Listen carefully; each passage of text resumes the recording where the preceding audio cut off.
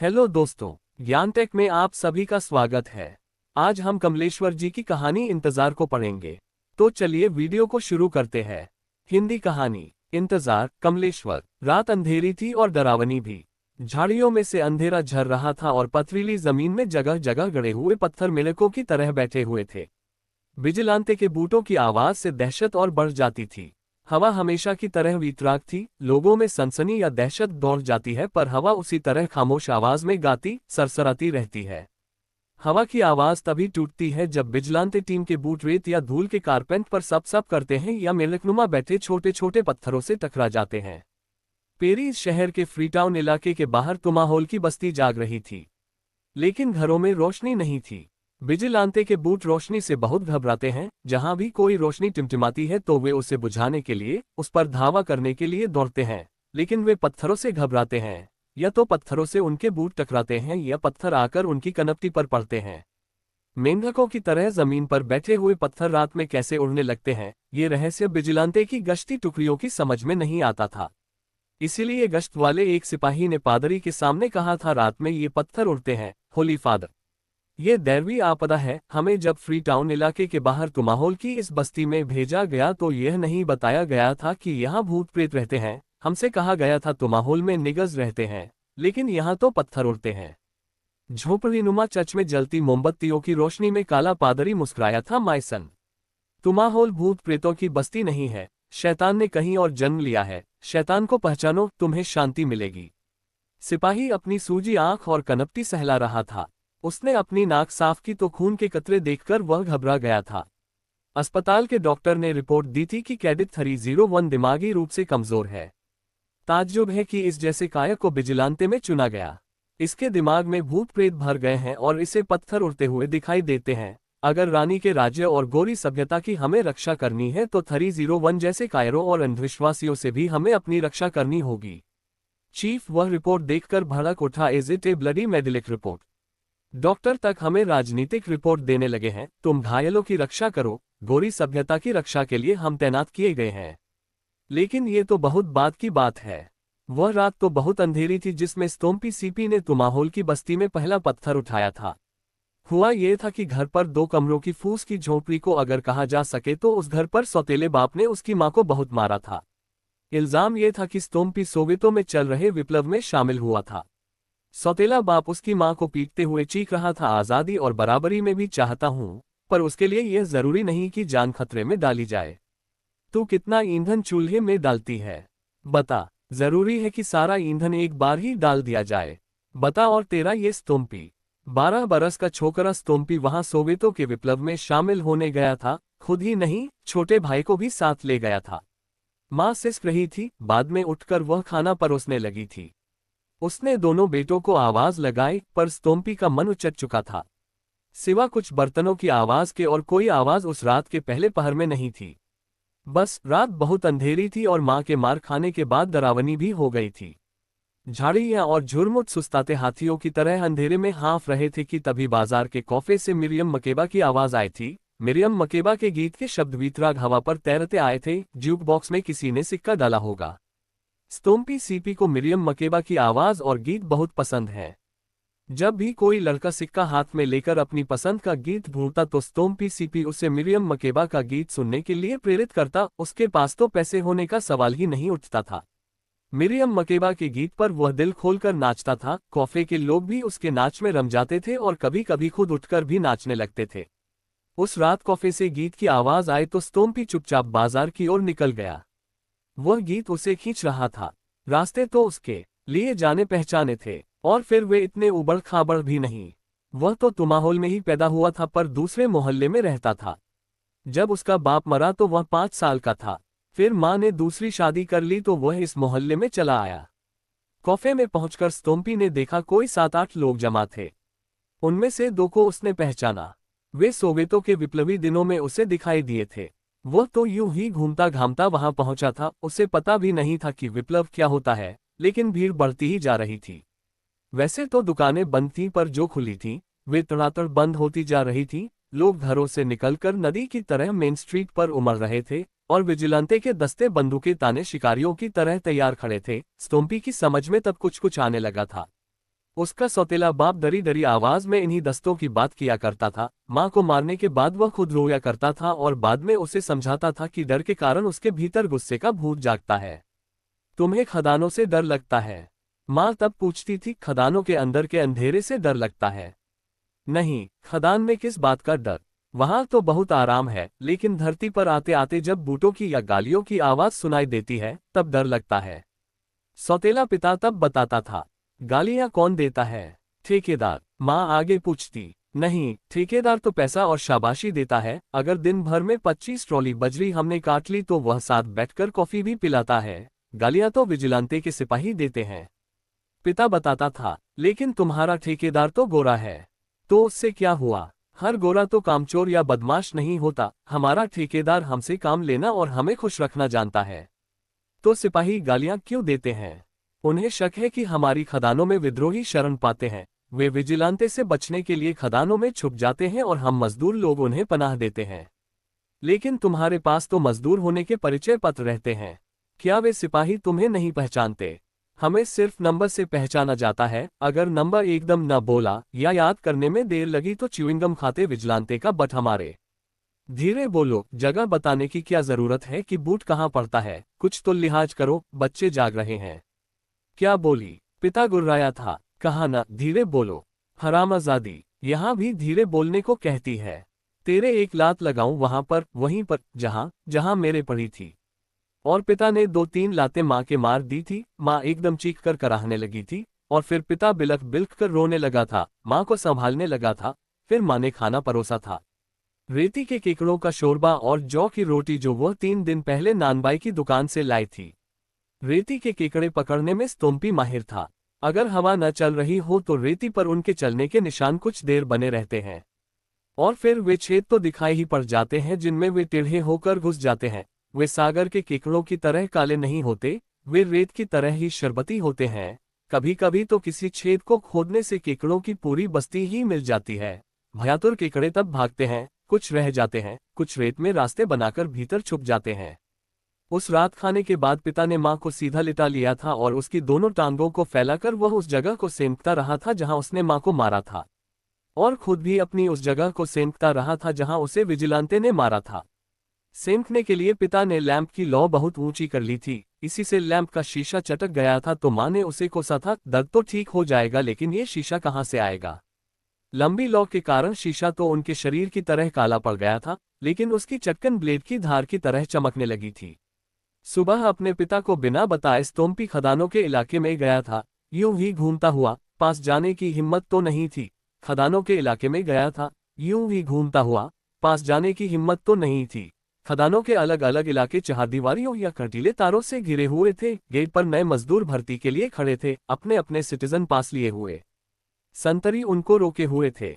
स्तोम्पी पास तक तो नहीं जा सका, इसलिए वह एक टीले पर चढ़कर देखता रहा था। खदानों के मुहाने छोटे छोटे छेदों की तरह दिखाई दे रहे थे और उनमें उतरने वाले मजदूर केकड़ों की तरह ही गायब होते जा रहे थे।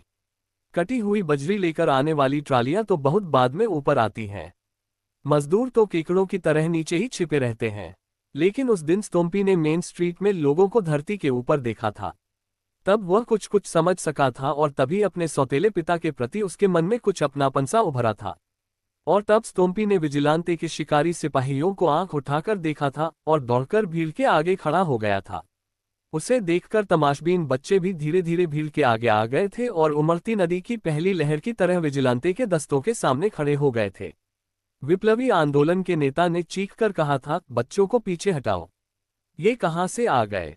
तो उसी ने बुजुर्ग साथी से कहा था, नहीं, ये 10-10, 12-12 बरस के बच्चे हमसे ज्यादा साहसी हैं। इनके पास केवल भविष्य है, इन्हें सिर्फ पाना है, कुछ खोना नहीं। हमारा वर्तमान हमें कायब बना सकता है, इन्हें नहीं, इनके पास केवल भविष्य है। और उसके बाद क्या हुआ ये तो स्तोम्पी को भी नहीं मालूम। उसे तो होश तब आया जब उसने अपने को डिटेंशन लॉकअप में पाया। मारकाट के बाद उसकी मरहमती कर दी गई थी, लेकिन उसके शरीर में जगह जगह दर्द था। तब उसे घर का लैंप बहुत याद आया था और सपने में उसने देखा था उसका सौतेला पिता उसे जगह जगह उसी तरह सेक रहा था जैसे उसने माँ को सेंका था। आंख खुली तो देखा डिटेंशन वार्ड में अंधेरा था। वहां कोई लैंप नहीं था और न कोई लो। 2 महीने बाद स्तोम्पी को 2 झापड़ मारकर छोड़ा गया। डिटेंशन कैंप का जेलर राउंड पर आया तो स्टोम्पी और दूसरे 7 बच्चों को देखकर चीखा था, बेगधों, नाबालिगों को बंद करके रखा है। ब्रिटिश कानून ग्रेट ब्रिटेन में चाहे नेस्तनाबूद हो चुका हो, लेकिन प्रिटोरिया की सरकार मानवाधिकार और आधारभूत कानूनों की अभी भी रक्षा करती है। नाबालिगों को हम अदालत की आज्ञा बिना डिटेंशन में नहीं रख सकते। इन्हें इसी वक्त रिहा करो, नहीं तो मानव अधिकारों के हनन का कलंक हम पर लग जाएगा। इन्हें छोड़ो, आजाद करो, सफर के पैसे देकर इन्हें घर भेजो, अभी, फौरन। और स्टोम्पी छोड़ा गया था। वह नहीं जानता था कि अब क्या करे, घर जाए या यहीं रुक जाए। उसे अंदाज था कि छोटे भाई ने घर लौटकर बता दिया होगा कि वह कहाँ है। और यह बात दोनों को पता हो गई थी, माँ को भी और सौतेले पिता को भी, लेकिन दोनों एक दूसरे से इस बात को छुपाते रहे थे और स्टोम्पी के इस तरह गायब होने को उसके आवारा हो जाने का नाम देते रहे थे। और यही उन्होंने विजिलांते के दस्ते से भी कहा था, जो स्टोम्पी को पूछते हुए आया था। जी, उसका नाम स्टोम्पी सीपी है, उम्र 12 साल।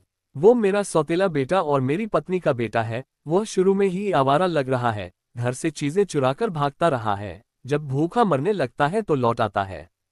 इस वक्त हमें उसके बारे में कुछ भी पता नहीं कि वो कहाँ है। लौटकर अगर आया तो हम आपके पास रिपोर्ट करेंगे, उसे आपके सामने हाजिर करेंगे। उसने हमें बहुत परेशान कर रखा है, और साहब, हम तो वैसे ही बहुत परेशान लोग हैं। विजिलांते बहुत संतुष्ट होकर लौट गए। He knows his past, present and future. हमने इन निगर्स को सभ्य बनाया, रोजगार दिया और चच दिया। इन्हें इनका ईश्वर दिया। और स्टोम्पी जब तुमाहोल में लौटकर आया तो वह पहले सीधे चच गया। काले पादरी ने उसे पहचाना और उसके सिर पर हाथ फेरते हुए कहा, माय सन, जो मन और तन से आजाद नहीं है वो किसी भी धर्म का बंदा नहीं है। काले पादरी की बात स्टोम्पी समझ ही नहीं पाया। उसने उसी तरह आंखें फाड़कर काले पादरी को देखा जैसे उसने मेन स्ट्रीट में विजिलांते के दस्तों को देखा था। वह झोपड़ीनुमा चर्च से बाहर निकल आया था। मोमबत्तियों की रोशनी में काला पादरी बहुत संतुष्ट सा मुस्करा रहा था। दूर कॉफे से तभी मिरियम मकेबा की पुकारती आवाज आई थी और स्टोम्पी उस तरफ खींचा चला गया था। ज्यूक बॉक्स में किसी ने सिक्का डाला था और मिरियम मकेबा की आवाज एकदम फूट पड़ी थी। आओ प्यार करो, तन के क्षणिक अनुराग से नहीं, वह भी जरूरी है, लेकिन पहले धरती से प्यार करो, इसके जंगलों, कछारों और हवा से प्यार करो। जब तक जंगल, पहाड़ और हवा आजाद नहीं है, तब तक तुम्हारा तन भी आजाद नहीं है। नश्वर तन को आजाद करो, आओ प्यार करो, आओ प्यार करो। शब्द और अर्थ स्टोम्पी की समझ में नहीं आते थे, पर मिरियम मकेबा की आवाज के अर्थों में एक कशिश थी। वह पुकारती आवाज उसे खींचती थी। मिरियम मकेबा की आवाज के बीच उसे विजिलांते के दस्ते और काले पादरी के राहत देते वचन एक से लगते थे। काले पादरी के वे वचन आजादी का आसरा देते हुए सहने और सहते जाने की सीख देते थे, लेकिन यह उसके सौतेले पिता ने नहीं किया। उसने स्टोम्पी को बाहों में लेते हुए इतना ही कहा, स्टोम्पी बेटे, मैं वही चाहता हूं जो तुम चाहते हो, लेकिन मैं तुम्हें खोना नहीं चाहता। तुम्हारी माँ भी तुम्हें खोना नहीं चाहती। जिस दिन तुम खो जाओगे, हम दोनों अजनबी हो जाएंगे। हम तुम्हारा खो जाना, तुम्हारा समाप्त हो जाना बर्दाश्त नहीं कर पाएंगे। तुम बच्चों की विप्लवी सेना में सबसे आगे हो, लेकिन इस लेकिन का उत्तर किसी के पास नहीं था। स्टोम्पी ने अपने सौतेले पिता से पूछा, लेकिन यही कि तुम विप्लव, इस क्रांति के पीछे रहो। तुम अभी 12 साल के हो, बहुत बड़ी उम्र है तुम्हारे पास। वे मुझे इसी उम्र पर रोके रखना चाहते हैं। वे मुझे इस उम्र से आगे बढ़ने नहीं देंगे। स्टोम्पी, तुम अपनी उम्र से ज्यादा बड़ी बात कर रहे हो। पिता चीखा था, अत्याचार और अन्याय सहने वालों की उम्र हमेशा बराबर होती है। स्टोम्पी ने बुजुर्गों की तरह चीखकर कहा था, मैं ज्यादा नहीं जानता, पर जब आप माँ को मारते हैं तो मैं जानता हूँ वह मार कहाँ से आती है। और यही वह रात थी जो अंधेरी और डरावनी थी, जब विजिलांते टीम के बूट रेत या धूल के कारपेट पर सब कर रहे थे और कभी कभी मेढकनुमा बैठे हुए छोटे छोटे पत्थरों से टकरा जाते थे। मेढकों की तरह जमीन पर बैठे हुए ये पत्थर रात में कैसे उड़ने लगे थे, ये रहस्य विजिलांते के गश्ती दस्तों की समझ में नहीं आया था।